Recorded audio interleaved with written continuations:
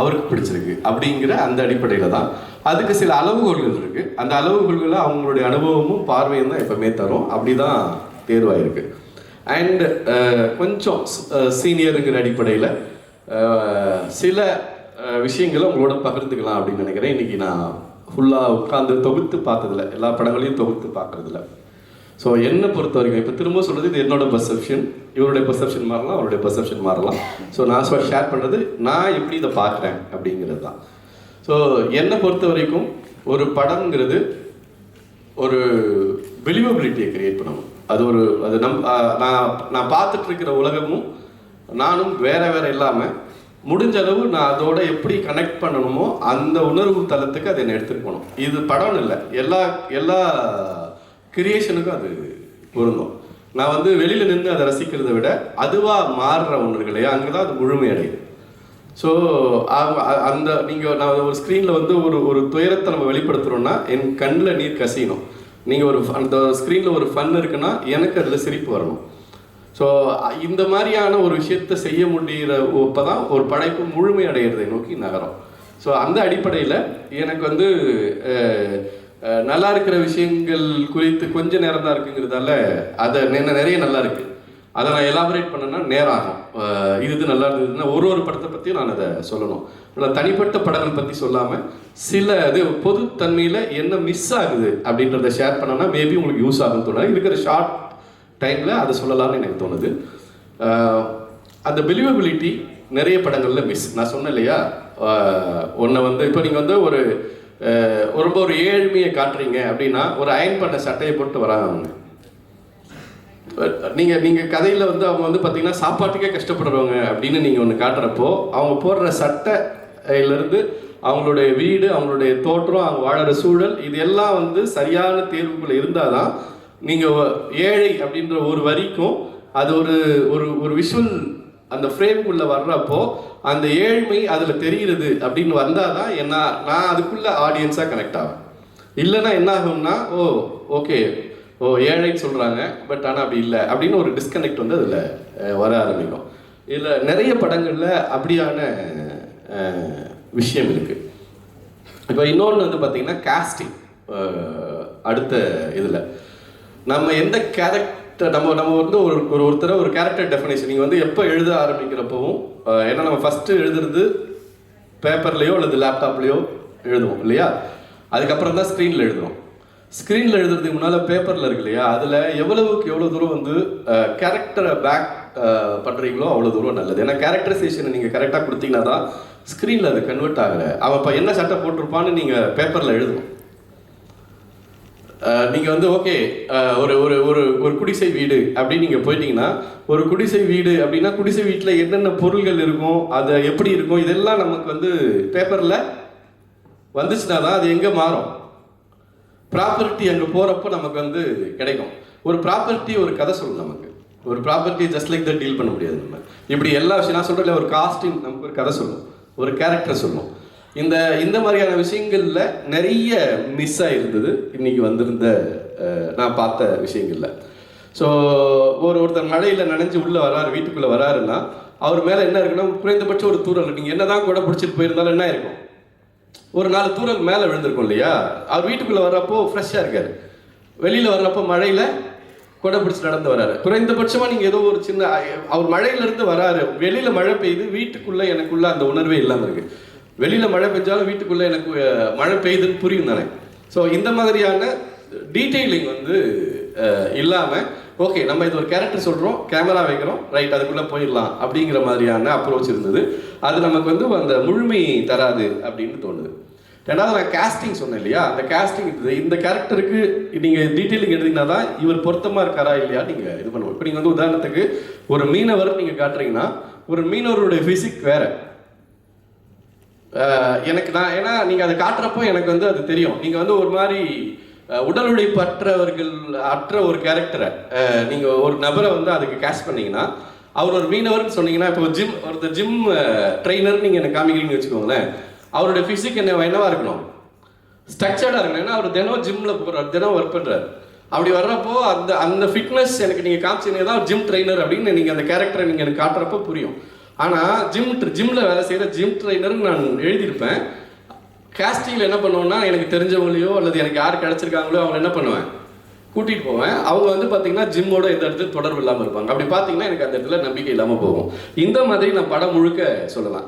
They can be good actor. உதாரணத்துக்கு ஒரு படம் சொல்கிறதுனா, நான் மென்ஷன் பண்ணி சொல்கிறேன் புரிதலுக்காக. இது எல்லாமே வந்து புரிதல் தான், மென்ஷன் பண்ணி சொல்கிறதால இது பண்ணிக்க வேண்டாம். இப்போ வந்து MS Bhaskar it's a very good actor.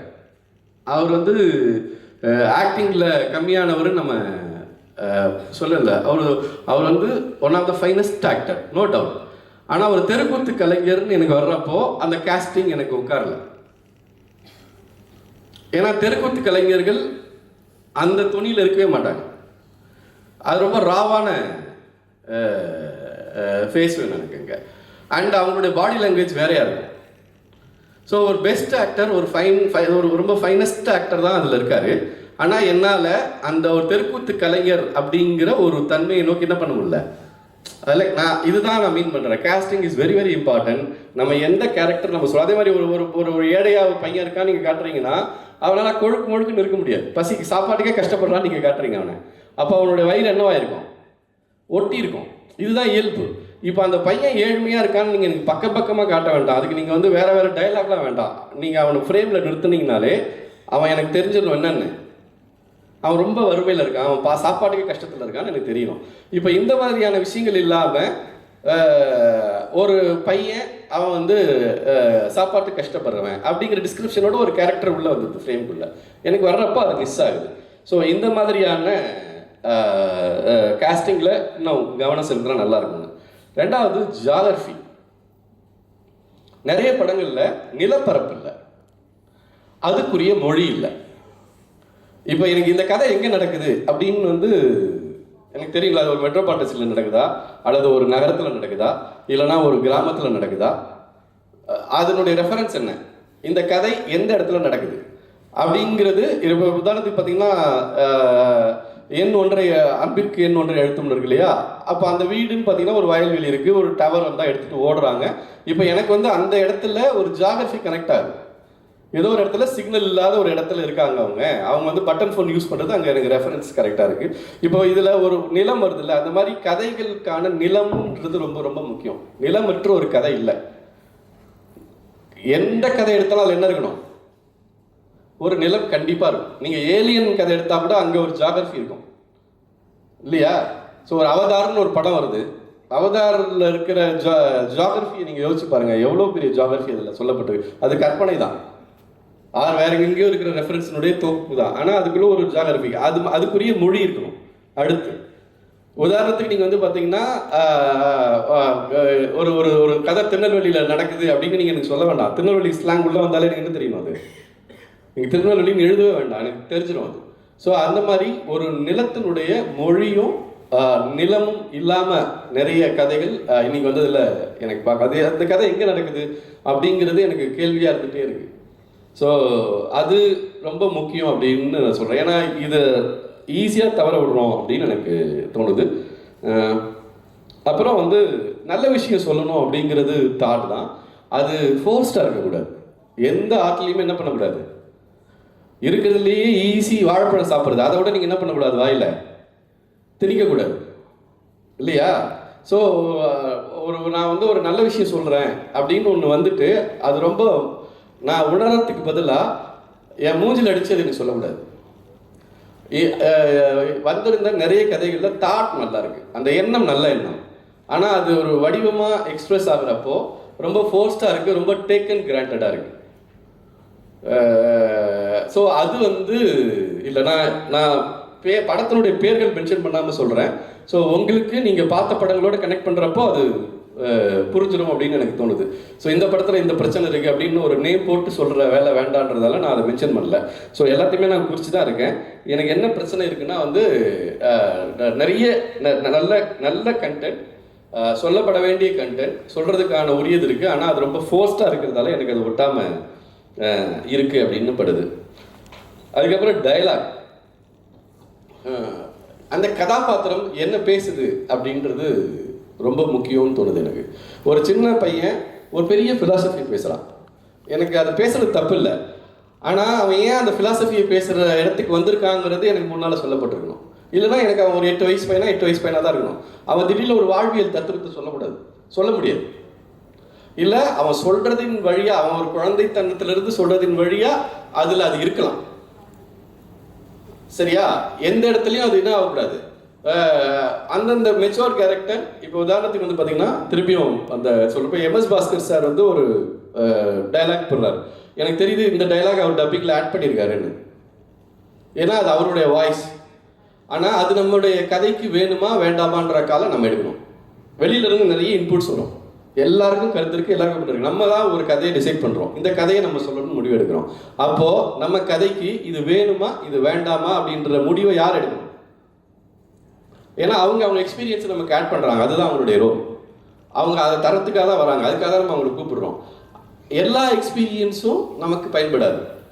நமக்கு எது தேவை, நாம் எதை இந்த கதைக்கு பர்டிகுலராக நம்ம சொல்ல வர இந்த கதைக்கு எது தேவைப்படுதோ அதை எடுத்துக்கிறதுக்கு நமக்கு தெரியணும்.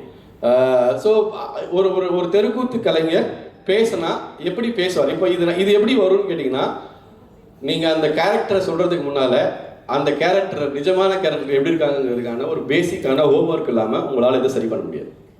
உங்கள் கற்பனையில் நம்ம வந்து ஒரு இமிட்டேட் பண்ணியே பழக்கப்பட்டோம். ஒரு மனுஷன்றவன் ஒரு ஒரு போல செய்தலில் தான் கற்றுக்கலாம், இமிட்டேஷன் தான்.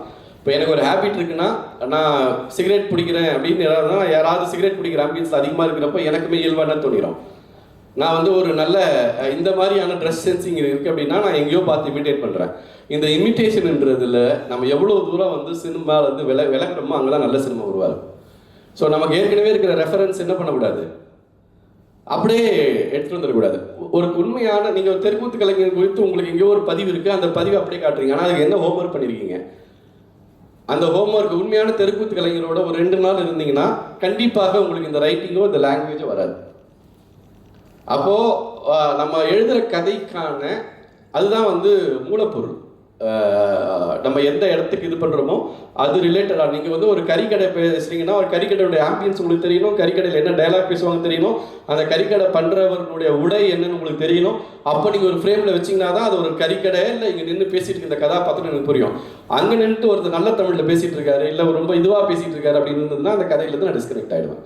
ஸோ இந்த மாதிரி ஒரு கதாபாத்திரத்தினுடைய பேக்ரவுண்டை தெரிஞ்சுக்கிறதுக்கான ஹோம்ஒர்க் வந்து மஸ்ட் அப்படின்னு எனக்கு படுது.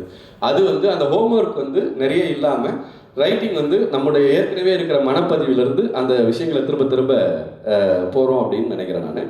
ஸோ இந்த விஷயங்களை ஓரளவு இது பண்ணால் இன்னமும் இந்த உங்களுடைய படைப்பு திறன் மேம்படும் அப்படின்றது இதெல்லாமே சஜஷன் அண்டு பர்செப்ஷன். நான் இதை இப்படி பார்க்குறேன், சரிங்களா? இது உங்களுக்கு பொறுத்துச்சுன்னா நீங்கள் எடுத்துக்கலாம். திரும்பவும் சொல்கிறேன், ரொம்ப நல்ல முயற்சிகள், ரொம்ப நல்ல படைப்புகள், இன்னும் நல்ல உயரங்களை நீங்கள் அடையிறதுக்கு என் மனப்பூர்வமான வாழ்த்துக்கள்.